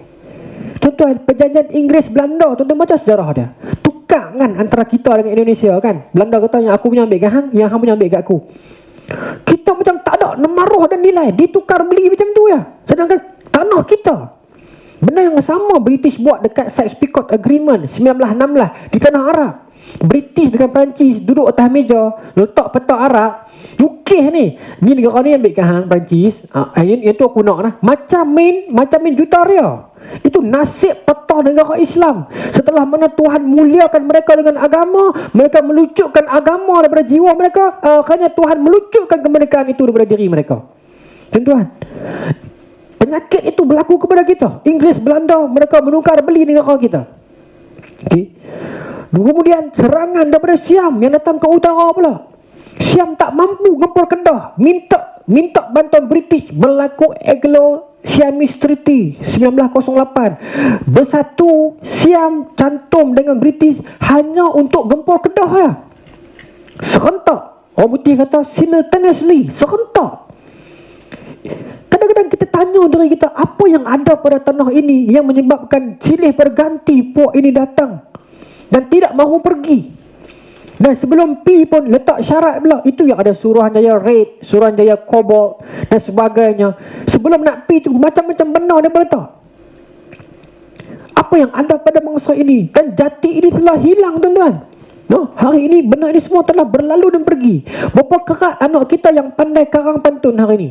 Pantun cuma tinggal pada pertandingan sekolah-sekolah ya. Itu ya. Minta maaf sebut sajak puisi tuan-tuan, kalau yang tuan-tuan potong lah. Sajak puisi pantun cuma tinggal pada pentas-pentas pertandingan saja. Buat ke sekolah pertandingan debat ala parlimen, budak-budak pun dengan bagus tulis karang dengan sedap pakai semat-semat. Yang di pertua majlis cakap kan, bila pi parlimen sebenar tak macam tu pun. Kadang kita rasa macam malu nak hamba-hamba kat budak-budak. Ni debat parlimen kena buat elok-elok ni. Mana ada parlimen betul-betul tak macam tu. Ini yang kita wariskan kepada anak cucu kita. Yang ni jangan potong tak apa, geram. Ya? Yang ni yang kita wariskan kepada anak cucu kita. Tuan-tuan. Okey. Bila mereka masuk itu seolah-olahnya dengan gambaran apa? White man burden kan, beban orang putih. Kami main nak mentamadunkan bangsa ini, bangsa yang tak reti apa-apa ni. Francis Lark main 1876 kan. Sedangkan sebelum itu dah ada dah, saya yakin Mutar FM dah siarkan dah sebelum ni dulu. Orang Melayu di sepulau ni. Tak apalah, bukan nak cerita yang tu, tapi nak bagi tahu seolah-olah digambarkan bangsa ini tak reti memerintah. Sampai white man burden, beban orang putih, kena mai untuk bantu. Sedangkan tuan-tuan, hakikatnya, saya dah masuk lagi kan, sikit lagi. Hakikatnya yang dibawa oleh mereka itu adalah essence of Islam. Saya buktikan. Dulunya, saya yakin dalam bilik ni, dalam auditorium ni, semua orang bisa dengar The Ages of Europe, zaman kegelapan Eropah. Zaman itu tuan-tuan adalah zaman kemunduran dunia. Tuhan takdirkan kebangkitan golongan gasar, golongan hulu boleh kita. Nah, di barat bangkit golongan gasar barat, bangkit golongan Babri. Di negara Islam pun bangkit golongan Mamalik, bangkit. Di tengah-tengah benua Rusia bangkit juga golongan Mongol. Zaman itu kebangkitan. Saya bagi bukti dekat tanah Arab bangkit Mamalik, orang-orang terjajah daripada Parsi, orang-orang terjajah daripada Tuluni, daripada Aghlabi, daripada Samanid, Sasanid, Saljuk, Mamluk Mesir, bangkit. Tetapi kerana orang gasar di negara Islam, ada Islam dalam diri dia, dia bangkit bukan sebagai pemusnah, tetapi dia bangkit sebagai rahmah, sebagai rahmat. Bila Abbasiyah tak ada fungsi, bangkit Bani Saljuk memerintah dunia, menyekat kemeraan tentera salib. Dia gasar dia. Mamluk Mesir, bangsa mamluk, bangsa hamba, bangsa gasar. Tetapi mereka Tuhan takdirkan bangkit, membentuk kerajaan mamluk di Mesir, menyekat Mongol. Di negara Islam, kebangkitan orang gasar sebagai rahmat. Tetapi di negara barat, masa tu, meanwhile, dalam masa yang sama, di negara barat, kan dia panik empire apa sebelum tu? Empire Rom kan? Macam mana boleh jadi gelap? Zaman kebangkitan ini bangkit golongan Anglo, golongan Saxon, golongan Norman, golongan Viking, golongan Fidel. Ada 8 golongan. Golongan Vandal, sorry bukan Fidel. 8 golongan gelap. Golongan orang kata orang asli, orang hulu, orang gasar lah yang tak ada tamadun ni, bangkit menjahanamkan Rom, memerintah. Masa itu Allah Ta'ala takdirkan salah satu suku ni, nama dia suku Norman. Norman ini dia mai ke Sicily, Itali, Pulau Sicily. Puak Frank yang sebut atas hari nampak ni, Frank pergi di mana? Pergi di Baitul Maqdis, Pangan Salib. Okay, tak apa, kita tak ada dapat faham. Bila Puak Norman mai Sicily, masa tu di Sicily pemerintahan kerajaan Islam Aghlabiyah. Aghlabiyah ini diasaskan oleh Ibrahim Al-Aghlab. Tak apa, saya suruh tuan-tuan faham yang ni je. Masa tu di Sicily orang Islam punya asas kerajaan Aghlabiyah. Bila Norman mai jajah, kita jatuh, tetapi pengaruh ketamadunan Aghlab itu masih ada. Puak Norman ni orang gasar, orang tak ada undang-undang. Bila dia masuk ke negara yang ada undang-undang, dia terkejut. Masa tu ada King Roger yang kagum dengan negara yang dia jajah tu. Maka dia mengarahkan agar undang-undang Islam di Sicily ini dikekalkan. Ikut dia, beta ikut dia, asalkan jangan bergaduh. Tuan-tuan, itu berlaku di Pulau Sicily masa tu. Muhammad Idris Al-Aghlab, pelukis peta Idrisiyah, Idris Al-Idrisi kita panggil, diangkat jadi anak angkat kepada King Roger masa tu. Rapat dalam istana, dia Islam, King Roger Kristian. Okey, takat tu clear? Baik. Masa tu sampai tahap apa punya rapat Islam dan Kristian, kan Frank pergi Baitul Maqdis Pangan Salib, kalah. Sebetulnya dia pun nak repeat balik, dia pun minta bantuan Norman Kristian, kawan mereka ni yang dekat Aghlabi ni, kat Sicily ni. Mai tolong kami. Norman tak mau tolong, pasal dia sayang kat orang Islam. Tengok, Islam boleh buat. Bila tak mau tolong, bangsa Frank mai serang masa Norman ini pula. Kristian gaduh dengan Kristian. Okay, baik. Setakat tu boleh lah. Ni tinggi sikit ni. Baik. Masa ni dekat England ni, siapa yang perintah? Bangsa Angle dengan bangsa Saxon. Itu jadi England sekarang ni tu. Baik. Maka tuan-tuan, bangsa ini dia bangsa gasar, dia tak ada law. Masa tu disebut dalam sejarah dunia draconian law, undang-undang draconian. Siapa yang bergaduh, siapa yang ada perselisihan, mai dekat hakim cuma buat dia panggil order by trial, trial by combat. Iaitu hampa kena bergaduh dua orang. Siapa menang dia betul, siapa salah dia kalah, siapa kalah dia salah. Maka zaman itu siapa yang warrior, dia jahat, dia bebas buat salah, sebab bila suruh bergaduh dia menang. Benda ni sebut dalam contoh Hollywood dan memang sejarah orang putih pun. Maka orang yang steady, yang main gym, yang telan-telok sepuluh masak ni, mereka kira buat salah tak ada masalah. Orang miskin sentiasa disalahkan masuk penjara, sedangkan dia tak buat salah. Tak adil. Kemudian order by oath, undang-undang sumpah. Siapa sumpah terlepas hukuman. Kemudian summary by judgment. Mai tengok, contohlah saya kata A salah, terus tangkap A masuk penjara. Maksudnya dikira salah selagi tak dibuktikan tak bersalah. Tapi dalam Islam, al-aslu bara'atul azimah, dikira tak bersalah sehingga dibuktikan bersalah. Sekali kan? Itu berlaku. Maka jadi serabut England masa ni. Okey. Jadi bila Puak Norman kena serang dengan Frank, mereka lari main sini tau. Dia bukan lari lah, maksudnya ada Norman kat sini yang lawan Anglo-Saxon. Norman sini naik, Norman dekat Sicily tu mai tani balik, lari minta bantuan sepupu dia Norman di England. Bila mai duduk Norman di Sicily mai England ni, maka dia terkejut. Tu dia orang putih punya teruk undang-undang, kami duduk negara Islam punya elok. Siapa yang bawa warta undang-undang tu? Nama dia Thomas Brown. Dia ambil Assizes of King Roger, yang King Roger berguru dengan Al-Idrisi, hudud dan undang-undang Islam, bawa mai ke England dan dijadikan common law. Ini faktanya. Siapa buat? King Henry II. Sebab dia minta pandangan daripada orang-orang yang main pada akhlak, apa undang-undang apa pakai oleh King Roger, maka dia bertunjuk. Ni King Henry II zaman dia. Dia kata zaman dia penjara undang-undang lain, gereja undang-undang lain, askar undang-undang lain, raja undang-undang lain. Undang-undang tak sama. Dalam kampung dengan kampung sebelah, undang-undang tak sama. Maka King Henry II kata mengarut, kita kena commonkan, pinjam catatan yang dibawa oleh Thomas Brown daripada Aghlab, daripada Sicily, Bokmai, dan disadorkan dengan kebudayaan barat, membentuk common law. Yang dipakai hari ni, yang kita ketahui undang barat tu, memanglah barat, tapi esen dia Islam. Yang baik daripada barat itu Islamnya. Saya bagi bukti. Undang-undang gantung pengedar dadah yang bahaya, bapak gangster, dalam Islam disebutkan kullu jinayah la tanzajir illa bil qatli yuqtal. Setiap jenayah yang tak boleh dihapuskan melainkan dengan membunuh saja orang yang punca dah, kena bunuh. Kemudian dalam bahasa undang-undang kita panggil doktrin dahuluan mengikat, kan? Dalam Islam ada qiyas. Qiyas lama, qiyas dengan zaman baru. Semuanya itu ada dalam Islam lah, dibawa dan membentuklah England itu naik jadi Westminster, jadi tamadun. The sun never set in British Empire. Mai pada kita ya. Ketika mana Napoleon menjajah negara-negara Arab, Perancis masuk Arab yang belah Algeria semua ni, dibawakan kepada Napoleon karya muwatta karangan Imam Malik yang membentuk civil law oleh kerajaan Perancis sekarang. Ini semua datang daripada Islam. Kerana apa? Kerana mereka menghargai ilmu, mereka menukarnya dan mereka claim mereka punya. Macam produk lah tuan-tuan. Berapa banyak produk-produk orang putih buat.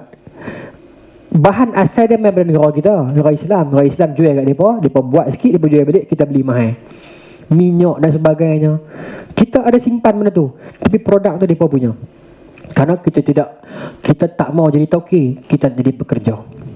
Tuan-tuan, apa yang telah kita tinggalkan kepada kemerdekaan ini, itu sebagai penutup saya ingat, no? Apa yang telah kita wariskan pada kemerdekaan kita ini, bila mana kita membaca tentang kemerdekaan di sudut Islam, Allah Subhanahu Wa Taala sebutkan dalam Quran, yang surah ni tuan-tuan semua tahu, Iza jaa nasrullahi wal fath, bila sampai pertolongan Allah dan fath, kemerdekaan.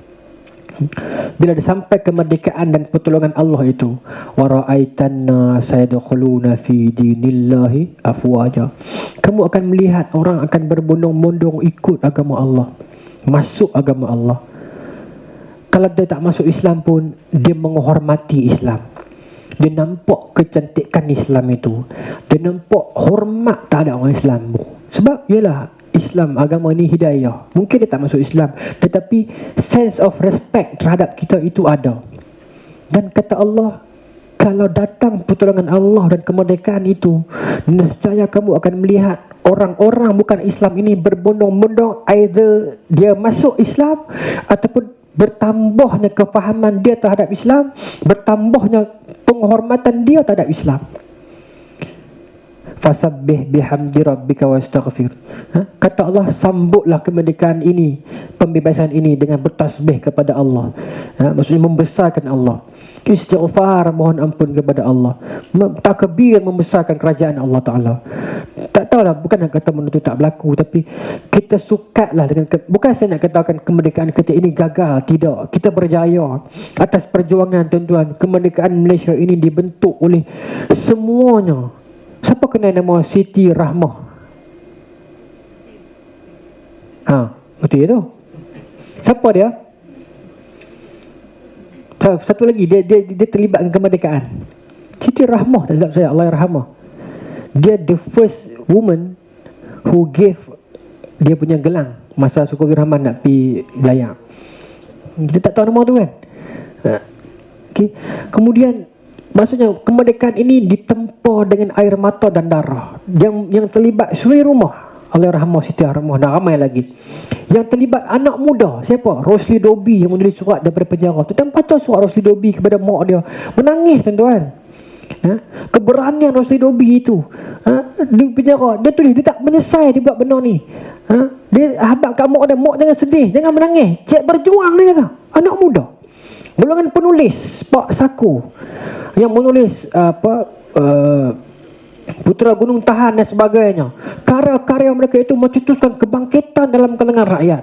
Para ulama semisal Tok Janggut, Tok Kupaloh, Datuk Bahaman dan sebagainya, yang menitipkan seruan jihad dan sebagainya. Para pemimpin semisal Datuk On, Datuk Abdul Rahman, Datuk Razak antara yang orang penting. Yang penyatuan kita ini tuan-tuan masa tu melahirkan buah-buah merdeka daripada keringat dan air mata. Saya tak sebut nama tadi, Tengku Haji Abdullah Fahim yang menetapkan tarikh kemerdekaan. Sampai hari ni tuan-tuan, tarikh kemerdekaan, tuan-tuan perasan tak 31 Ogos mesti cuaca elok. Tuan-tuan suka balik, betul tak betul? Elok. Bagaimana kajian falak beliau, tarikh itu, tuan-tuan. Maka ini yang dibawa perjuangan, pengorbanan golongan dahulu dalam membentuk kemerdekaan tanah Melayu. Kemudian mengenangkan ihsan saudara-saudara kita di Sabah, Sarawak, di Brunei dan sebagainya yang menambahkan kemerdekaan itu. Maka dibina pula perancangan penubuhan Malaysia. Masa tu ada COBOG, masa jawatan kuasa antara kerajaan, JAK dan beberapa jawatan kuasa yang ditubuhkan untuk pergi kaji, pergi tanya seorang-seorang orang Sabah, Sarawak dan sebagainya. Ini bagaimana nak masuk ke tak mau Malaysia, semua nak bersatu tuan-tuan. Alhamdulillah terbina Malaysia. Dan kata Buya Hamka dalam buku dia Kenang-kenangan Kodi Malaya, dia kata di Indonesia bila mana Belanda meninggalkan Indonesia, bila kala ada 7,000 orang dekat Ambon yang berontak tak mau merdeka pasal hati mereka telah jadi milik Belanda. Malaysia saya tak tahu, tapi saya bagi contoh yang saya baca. Kata Buya, 7,000 orang di Ambon yang benci dekat bangsa sendiri, dia seronok dengan Belanda. Maka bila Belanda meninggalkan Indonesia, 7,000 orang ni ikut balik pergi Belanda. Bila sampai ke Belanda tuan-tuan, Belanda buat surat asing kepada pemerintahan Indonesia yang merdeka, minta ambil balik 7 orang ni, kami tak mau belah pasal muka tak elok. Dia bukan saya tambah, sebut dalam buku, tak macam orang Belanda. Maksudnya orang tak mahu sebut lah, tapi radio ni tak sangat ambil sana kot. Tak apa elok, tak elok senang abang. Bukan saya kata, Buya sebut kan, tak apa elok. Maka tuan-tuan, Indonesia tak mau ambil. Sebab Indonesia kata kalau kami ambil boleh 7,000 orang ni, mereka berpotensi untuk jadi pengkhianat kepada Indonesia. Mungkin jadi terlibat Belanda. Belanda kata kami tak mau dah lah, nak buat apa ni, Raja Tuan Gaji pun kami tak mau, begini tak elok. Maka tergantung 7,000 orang ni, bangsa yang meninggalkan jati bangsa dia, berbangga dengan jiwa-jiwa penjajah yang akhirnya berjajah pun tak mau, bangsa dia pun buang dia. Nak letak di mana tuan-tuan? Carilah dalam bangsa kita ini, adakah kita memiliki sifat tersebut yang berbangga-bangga dengan jajahan, ciptaan penjajah ini dan meninggalkan warisan jati yang telah terbina lama. Sebagai penutup tuan-tuan, saya tak mau menyanyi kan, tapi tuan-tuan kenal lah lirik yang diperlukan menyanyi selalu tu, yang anak kecil main api tu kan. Dia sangat menusuk kan, kita kan. Kita tanya diri kita, apakah sekarang ini kita sedang bermain api tersebut? Tergadai semua, tak ada apa dengan. Kalaulah bangkit roh-roh Pak Saku, roh-roh Tukul Brahma semua ni boleh tengok balik apa yang kita jadikan terhadap kemerdekaan ini. Penat Rosli Dobi berjuang, penat Datuk Majalila tikam di WB Bush, bangkit berjuang lawan. Kalau kita wariskan kemerdekaan itu hari ini tak seperti mana yang mereka perjuangkan. Saya minta maaf tuan-tuan, mungkin dalam siri perkongsian saya ini ada benda yang saya tak patut sebut, ada benda yang saya patut sebut. Saya this is my first time lah. Tapi tuan-tuan lebih mahir lah dalam bidang ni, tu nak buang dan sebagainya. Tapi saya anggap niat saya ikhlas. Mudah-mudahan ada peluang dan rezeki kita bersama lagi, insya-Allah. Terima kasih atas platform dan ruang yang tuan-tuan berikan kepada saya ini.